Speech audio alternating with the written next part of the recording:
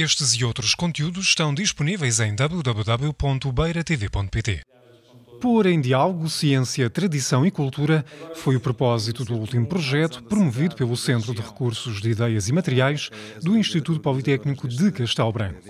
A unidade, dinamizada por 4 docentes da Escola Superior de Educação, concentra-se na investigação e interpretação científica da cultura e das tradições portuguesas, fazendo-o através de atividades e materiais didáticos.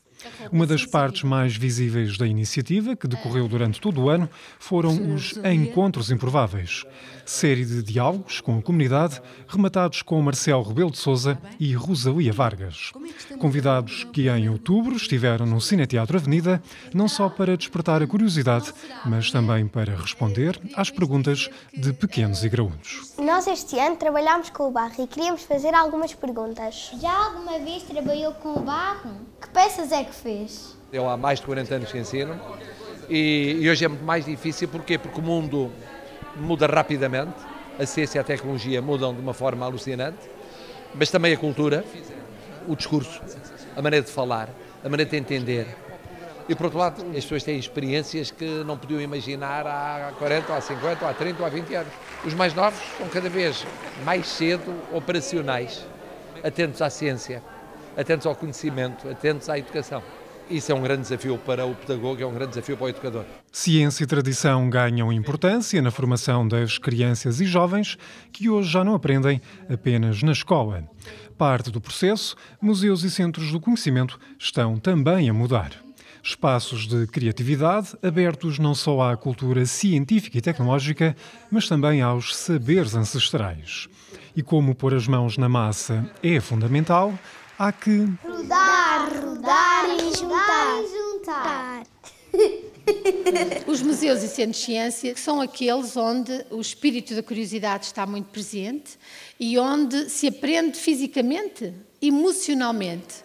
E, de facto, quando o fazemos por via das emoções também, as coisas ficam mais em nós e podemos partilhá-las mais com os outros. Fazer, remexer, tocar é fundamental. E, de facto, os museus são espaços onde se aprende muito e é importante sair da escola. Quem vai viver 100 anos e vai viver em todo o mundo tem que saber o que foi antes e o que foi depois. Tem que conhecer o passado para perceber o presente e para construir o futuro. É aí que falha mais a escola hoje. O que está a fazer falta no tempo que vivemos é a ligação entre os mais novos e os mais velhos. Conhecendo quem fazia, porque ainda há alguns artesãos ou quem desenvolva certas atividades como eram feitas antigamente, como são hoje desenvolvidas, e estudando para serem diferentes no futuro. Eu acho isto altamente formativo, nomeadamente numa sociedade com a nossa história e a nossa riqueza cultural. técnicas quase desaparecidas, mas que resistem nas mãos daqueles que o fazem para ocupar o tempo ou ter um rendimento adicional.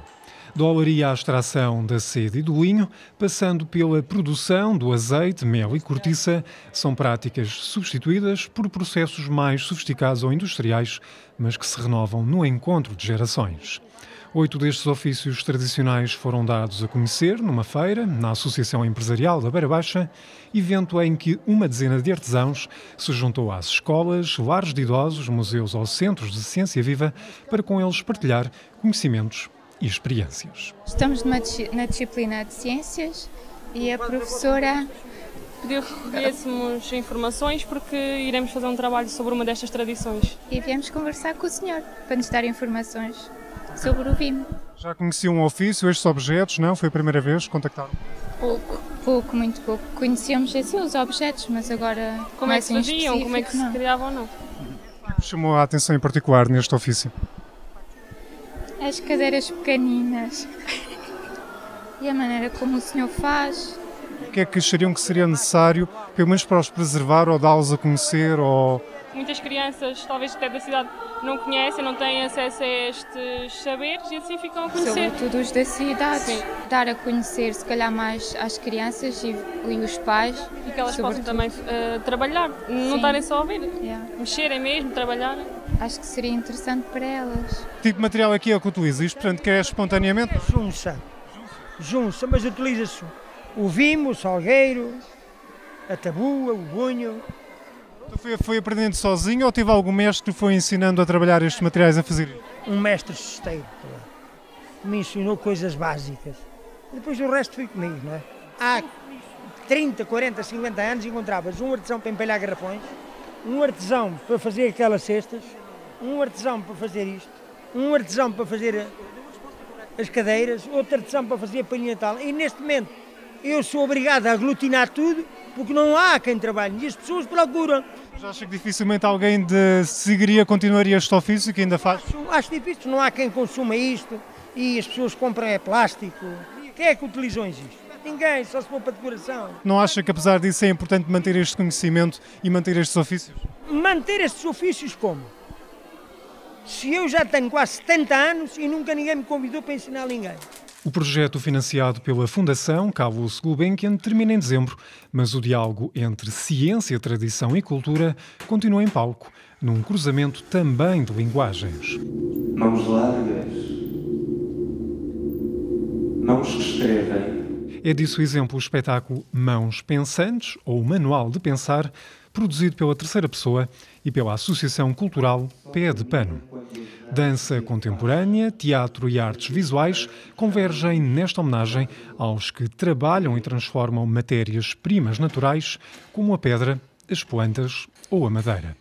Reflexão criativa que envolve os próprios artesãos na construção de novos olhares sobre o seu cotidiano e sobre a vida dos mestres que os antecederam.